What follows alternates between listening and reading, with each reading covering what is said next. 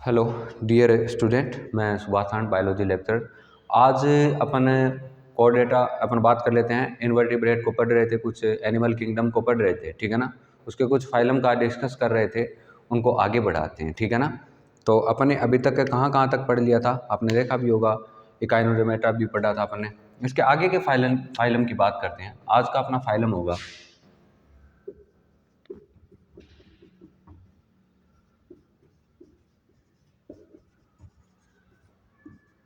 हेमिकोर्डेटा।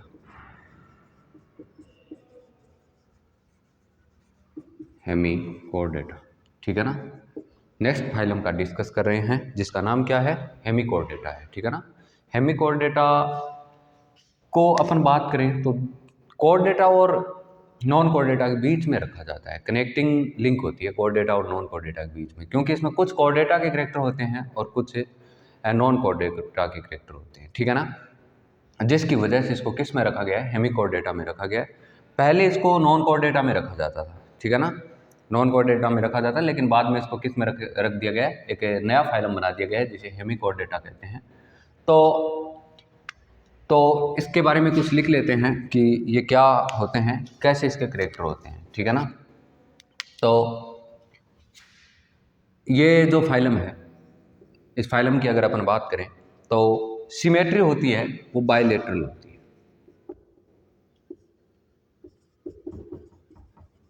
Bilaterally symmetry, इसकी symmetry कैसी होगी, बायलेटरल होगी। ये ऑर्गेनिज्म होते हैं वो ट्रिप्लोब्लास्टिक होते हैं। कैसे होते हैं, ट्रिप्लोब्लास्टिक।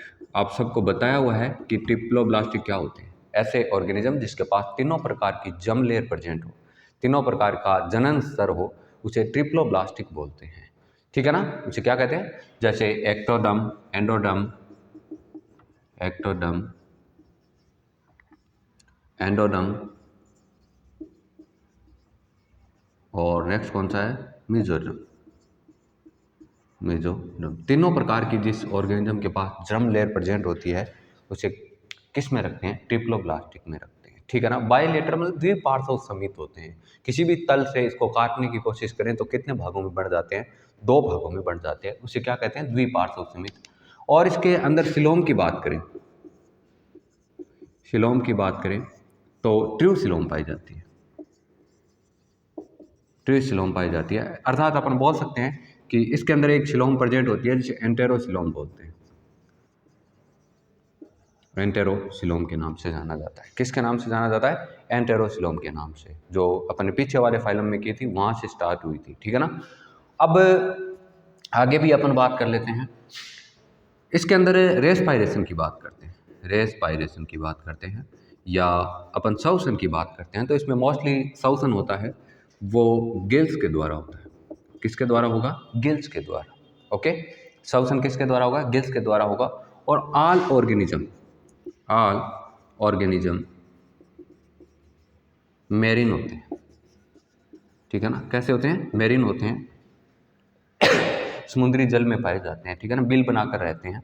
इसके अलावा इसका ऑर्गन सिस्टम ऑफ ऑर्गेनाइजेशन की बात करें तो या अपन बहुत बोल सकते हैं इसका बॉडी ऑर्गेनाइजेशन किस प्रकार का होता है, बॉडी ऑर्गेनाइजेशन। बॉडी ऑर्गेनाइजेशन की इसकी बात करें तो ऑर्गन सिस्टम लेवल की होती है। कैसी होती है, ऑर्गन सिस्टम लेवल की होती है, ऑर्गन सिस्टम लेवल की, ठीक है ना। अंग तंत्र प्रकार की पाई जाती है, किनकी, हेमिकोर्डेटा की पाई जाती है। इसके अलावा अपन और भी कुछ जानने की कोशिश करें तो सेक्सेस, या अपन बोल सकते हैं सेक्स आर सेपरेटेड, सेपरेटेड, ठीक है ना। मतलब इसके जो नर अलग होगा और मादा अलग होगी, फीमेल और मेल दोनों आर क्या रहते हैं, सेपरेटेड रहते हैं, अलग अलग होते हैं। फर्टिलाइजेशन की बात करें, इसके फर्टिलाइजेशन की इसकी बात करें तो एक्सटर्नल पाया जाता है। कैसा होता है, एक्सटर्नल पाया जाता है, फर्टिलाइजेशन एक्सटर्नल होता है। इसके अलावा अगर अपन बात करें, इसकी बॉडी को 3 पार्ट में डिवाइड किया गया है, बॉडी 3 पार्ट में डिवाइडेड होती है। बॉडी कितने पार्ट में डिवाइडेड होती है? 3 पार्ट में होती है। तीनों पार्ट के नाम लिख लेता हूँ मैं यहाँ पर। 3 पार्ट होती है, प्रोबेसिस और कॉलर,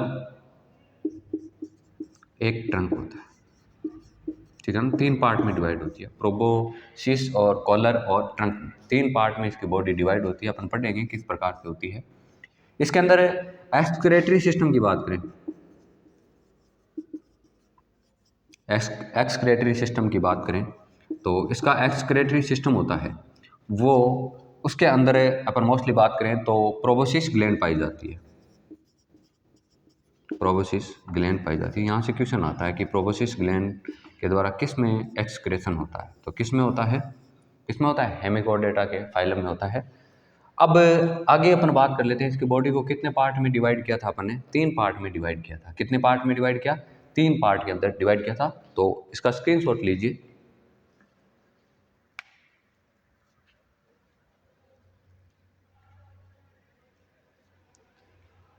एक बात और बता देता हूं, इसका जो डेवलपमेंट होता है ना,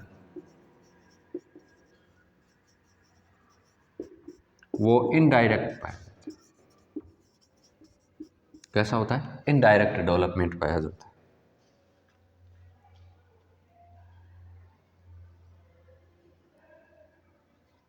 और इसके अंदर एक लार्वा भी प्रेजेंट होता है जिसे टॉर्नेरिया लार्वा बोलते हैं। टॉर्नेरिया, ठीक है ना। किस नाम से जानते हैं? टॉर्नेरिया लार्वा के नाम से जानते हैं, टॉर्नेरिया लार्वा, ठीक है ना। इनडायरेक्ट डेवलपमेंट होता है, टॉर्नेरिया लार्वा पाया जाता है। ये अपने कुछ करेक्टर जानने की कोशिश की है। किसकी जानने की कोशिश की है? हेमिकोडर्टा को जानने की कोशिश की है। क्या क्या था देख लो। बायलेटरल सिमेट्री होती है, ट्रिप्लोब्लास्टिक होते हैं, मतलब तीनों प्रकार की जर्म लेयर प्रेजेंट होती है, सिलोम, ट्रूसिलोम होती है और एंटेरोसिलोम पाई जाती है। पढ़ते हैं ना अपन, साइजोसिलोम, एंटेरोसिलोम, इस तरह से एंटेरोसिलोम प्रेजेंट होती है। रेस्पायरेशन गिल्स के द्वारा होता है, डेवलपमेंट इनडायरेक्ट होता है, ठीक है ना। या इसके अंदर लार्वा प्रेजेंट होता है जिसे अपन किस नाम से जानते हैं? टॉर्नेरिया लार्वा बोलते हैं। अगर अपन बात करें इसके सारे के सारे जो ऑर्गेनिज्म होते हैं वो सारे के सारे मेराइन होते हैं। बॉडी ऑर्गेनाइजेशन की बात करें तो ऑर्गन सिस्टम लेवल की होती है। एक्सक्रेटरी सिस्टम की बात करें तो प्रोबोसिस ग्लैंड प्रेजेंट होती है। इसके जो अपन बात करें मेल और फीमेल दोनों सेपरेट होते हैं। फर्टिलाइजेशन एक्सटर्नल पाया जाता है। बॉडी को 3 पार्ट में डिवाइड किया गया है, प्रोबोसिस, कॉलर और ट्रंक में, ठीक है ना। इसका एग्जाम्पल भी बात कर लेते हैं, ब्लेनोग्लोसस को लेते हैं। ब्लेनोग्लोसस, ब्लेनोग्लोसस, ठीक है ना। अपन अब एक स्ट्रक्चर बनाएंगे जिसका नाम होगा ब्लेनोग्लोसस। हेमिकोडर्टा का मुख्य एग्जाम्पल है, यहाँ से क्वेश्चन भी पूछे जाते हैं। इसके अलावा अपन इसके डायग्राम का डिस्कस करें। किसकी बात करें? डायग्राम की अगर बात करें हेमिकोडर्टा के जो फाइलम है उसके किसी मेंबर की, तो किस प्रकार का होता है? इसकी बॉडी को कितने पार्ट में डिवाइड किया था? 3 पार्ट में अपन ने डिवाइड किया था। कितने पार्ट में? 3 पार्ट में। तो मैं यहाँ पर बनाने की कोशिश कर रहा हूँ उसको। इसके 3 पार्ट थे, तीनों पार्टों को अपन बनाएंगे।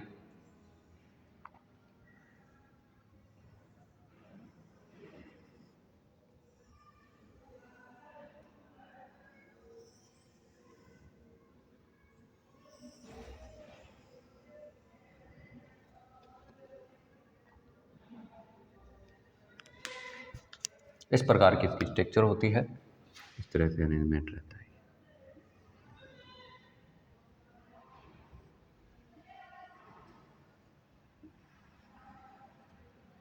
इस प्रकार से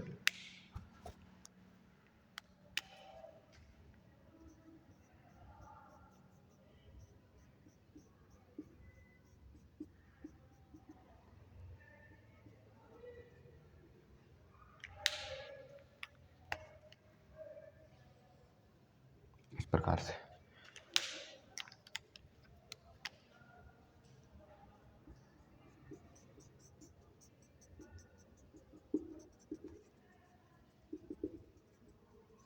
इस प्रकार से इसकी बॉडी होती है। और ये ऊपर वाला पार्ट है ना, ये पार्ट प्रोबोसिस कहलाता है। इस भाग को कॉलर भाग के नाम से जानते हैं। किस भाग के नाम से जानते हैं? कॉलर भाग के नाम से जानते हैं। और इस भाग को अपन ट्रंक भाग के नाम से जानते हैं, ट्रंक भाग के नाम से। और ये एनस होता है इसका। ये कौन होता है? एनस होता है, ठीक है। इसके अलावा अगर अपन बात करें, ये इसका रीजन होता है, उसे हेपेटिक रीजन कहते हैं। हेपेटिक रीजन के नाम से जाना जाता है, ठीक है। कुछ यहाँ पर प्रेजेंट होता है उसे जेनेटियल रीजन के नाम से भी जाना जाता है, रीजन के नाम से जाना जाता है। इस प्रकार की स्ट्रक्चर किसकी होती है? बेलेनोग्लोसस की होती है।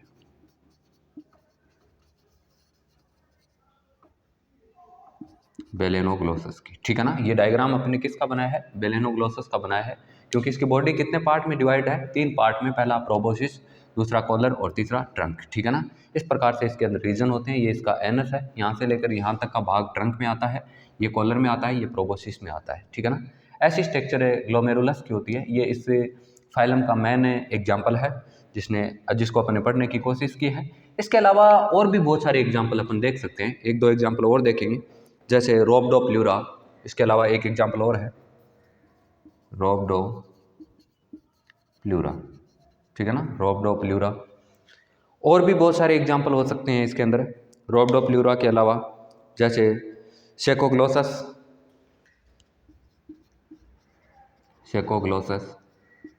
ठीक है ना, ये भी इसका एग्जाम्पल है। तो इस तरह से कुछ एग्जाम्पल है जिसको याद रखना है आप लोगों को। और इसका मेन एग्जाम्पल किसको लिया है? बेलेनोग्लोसस को लिया है। इसकी स्ट्रक्चर को भी अपन ने देखने की कोशिश की है। इस तरह से अपन ने हेमिकोर्डेटा फाइलम के कुछ कैरेक्टर का डिस्कस किया, कैसे होते हैं कैसे नहीं होते, और अपन ने कंप्लीट करने की कोशिश की है कि किस प्रकार से इस प्रकार के ऑर्गेनिज्म प्रेजेंट होते हैं हेमिकोर्डेटा के अंदर। तो उम्मीद करता हूँ आपको ये लेक्चर समझ में आया होगा। Thank you.